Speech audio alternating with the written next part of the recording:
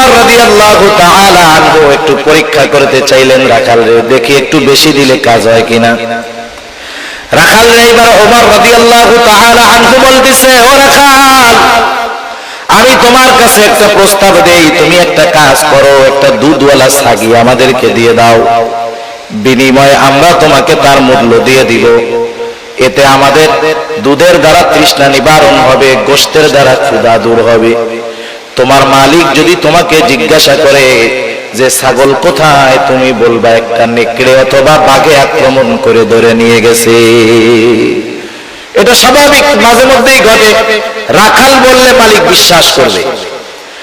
হযরত ওমর রাদিয়াল্লাহু তাআলা আনহু যখন রাখালকে বললেন, রাখাল, তোমাকে আমি কিছু টাকা দিচ্ছি, সম্পদ দিচ্ছি, তুমি ছাগল একটা দিয়ে দাও, তোমার মালিক যদি জিজ্ঞাসা করে তুমি বলবা নেকড়ের পাল আক্রমণ করে একটা ছাগল নিয়ে গেছে, তোমার মালিক সেইটা বিশ্বাস করবে। রাখাল সাথে সাথে হতবাক হয়ে গেল।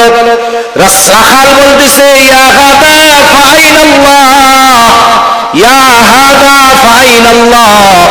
রাখাল বলতেছে, হে আগন্তুক, তুমি কি বলো? আল্লাহ কোথায়, আল্লাহ কোথায়, আল্লাহ কোথায়? তুমি কেমন কথা বলতেছো? তার মানে রাখাল বলতেছে, হে আগন্তুক মুসাফির, তুমি আমাকে কি কথা বলতেছো? হয়তো আমার মালিক আমার কথা বিশ্বাস করবে, মালিককে হয়তো আমি ফাঁকি দিতে পারবো, কিন্তু আমার আল্লাহকে তো ফাঁকি দেওয়া সম্ভব নয়।